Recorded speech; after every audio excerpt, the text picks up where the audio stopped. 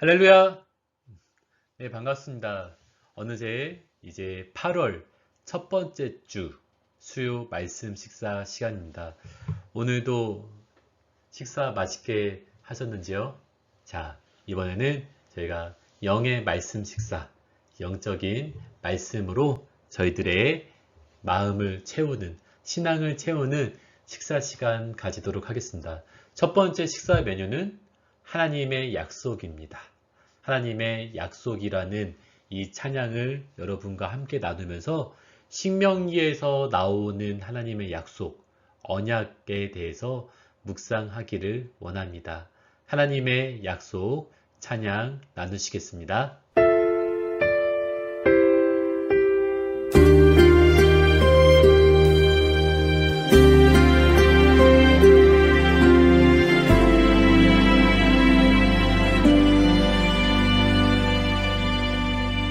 여호와는 너에게 복을 주시기를 원하며 너를 지키시기를 원하시며 여호와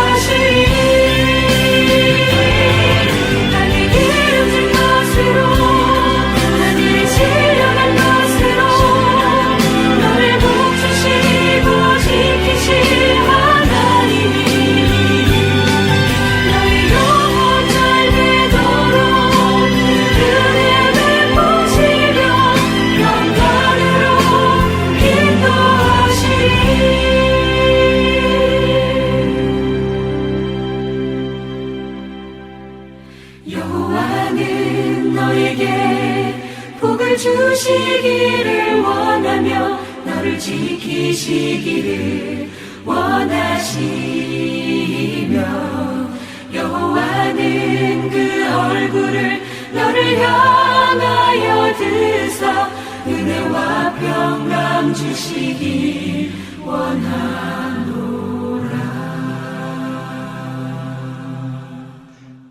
아멘, 아멘.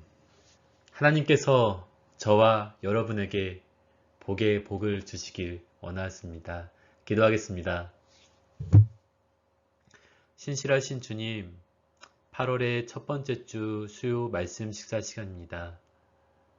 육의 양식을 잘 섭취해야 하듯이 영의 양식도 잘 섭취하여 탈나지 않고 균등한 식사로 우리의 마음, 신앙을 채워나가는 시간 되게 하여 주시옵소서. 오늘부터 신명기 말씀으로 나아갑니다. 8월 한 달 동안 계속되어지는 신명기를 묵상함으로 하나님께서 모세에게 또한 모세가 이스라엘 백성에게 그 어떤 것을 말하고자 했는지 우리들의 삶에 적용시켜 나가는 시간 되게 하여 주시옵소서. 예수님의 이름으로 기도드립니다. 아멘.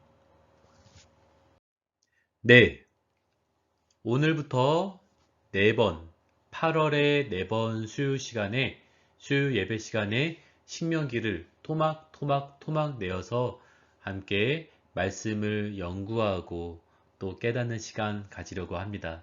자, 신명기는 크게 두 부분으로 나누어질 수가 있습니다. 자, 신명기는 시내산 언약과 그리고 새로운 언약으로 나누어집니다. 두 개의 구조를 설명한다면 시내산 언약은 율법을, 새로운 언약은 모압 땅에서 받은 새로운 언약을 말합니다. 신명기는 굉장히 중요한 책입니다. 신명기의 내용은 레위기를 반복한 것입니다. 레위기에서 율법을 설명하고 민수기에서 불순종의 사례가 나오면서 신명기가 등장합니다. 신명기 기준의 실제 사례로 여호수아가 등장합니다. 여호수아서는 가나안 땅에 진입하는 것으로 순종의 사례를 설명합니다. 자, 신명기는 두 번째 율법으로 모압 평지에서 모세가 약속의 땅 가나안을 바라보면서 전한 세 편의 설교입니다. 1장부터 4장까지 설교에서는 광야 40년 동안의 민수기 내용을 압축하면서 회고합니다. 즉, 과거의 역사를 기억하라는 것이지요. 5장부터 26장까지 두 번째 설교에서는 출애굽기의 시내산 언약과 레위기의 핵심이 되는 율법을 풀이하고 순종을 촉구하는 것을 우리는 두 번째 설교를 요약할 수가 있습니다. 즉, 현재의 율법에 순종하라는 것이지요. 자, 세 번째 설교 27장부터 34장까지입니다. 축복과 저주가 선포된 언약에 참여한 백성에게 시내산에서 세우신 언약 외에 모압 땅에서 세우신 새로운 언약을 선포합니다. 즉, 미래의 축복을 선택하라는 것이지요. 자, 그래서 저희가 이제 이 새 언약이라는 단어가 자꾸 나오게 될 것입니다. 후반부에서 더 자세하게 설명드리도록 하겠습니다. 모세는 광야 40년의 여정을 마치고 감격스럽게 약속의 땅 앞에 도착합니다. 이 모세의 첫 번째 설교는 1장부터 4장까지 회고하는 부분으로 그의 파란만장했었던 광야 생활이 주마등처럼 스쳐 지나갑니다. 그리고 그 내용의 핵심을 새로운 출애굽 2세대에게 전하기 위해 기록한 책이 신명기입니다. 신명기의 초반은 호렙산, 이 호렙산을 시내산이라고도 합니다. 이 호렙산에서 세일산을 지나 12정탐꾼을 가나안 땅에 파송한 가데스 바네아까지 10하루길이라고 신명기 1장 2절에 말하고 있습니다. 길어도 한 달이면 들어갈 가나안 땅을 얼마 동안? 40년 동안 방황하게 된 원인을 바로 광야 생활 40년의 과거 역사를 압축해 불순종, 불순종한 옛사람의 자화상으로 설명합니다.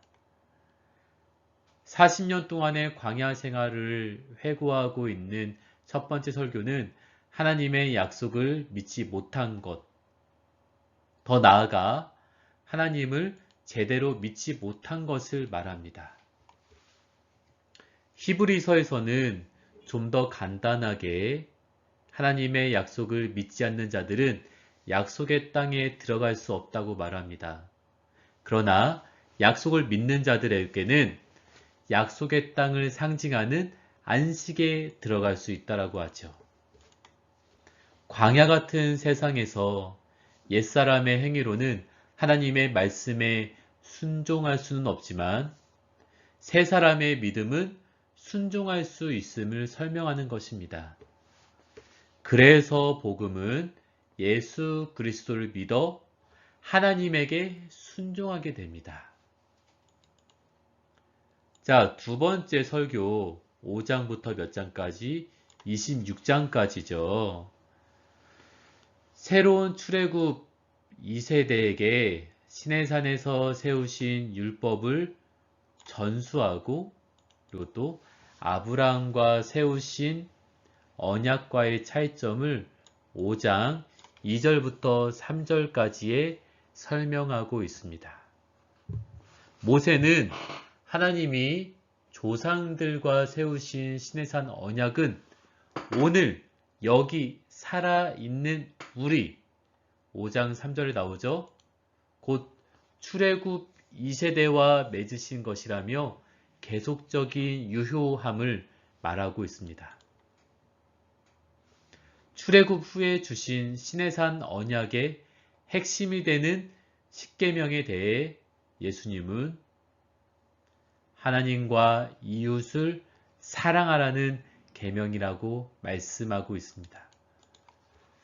그러므로 사람은 사실 율법을 온전히 지킬 수가 없습니다. 100% 지킬 수가 없습니다. 그러므로 아브라함에게 하신 언약으로 구원받은 우리의 간격은 더욱더 큰 것입니다. 모세가 새로운 2세대에게 마지막으로 한 세 번째 설교 27장부터 34장은 옛 언약과 새 언약을 명확하게 구분합니다. 에발산에서는 저주가 선포되고 그리심산에서는 축복이 선포됩니다. 시내산 언약은 분명한 율법이고 사람은 그 누구도 율법을 100% 지킬 수가 없습니다. 그래서 저주가 선포되는 에발산에 단을 쌓고 하나님 여호와에게 번제를 드리라고 하는 것입니다. 이는 갈라디아서 3장 13절이죠. 함께 볼까요? 우리를 위하여 저주를 받은 바 되사 율법의 저주에서 우리를 속량하신 것을 나타내려는 것입니다. 이제 시내산에서 세우신 시내산 언약 외에 모압 땅에서 새롭게 세우신 모압 언약을 통해 아브라함과 세우신 언약이 바로 새 언약이라는 것을 간접적으로 설명합니다.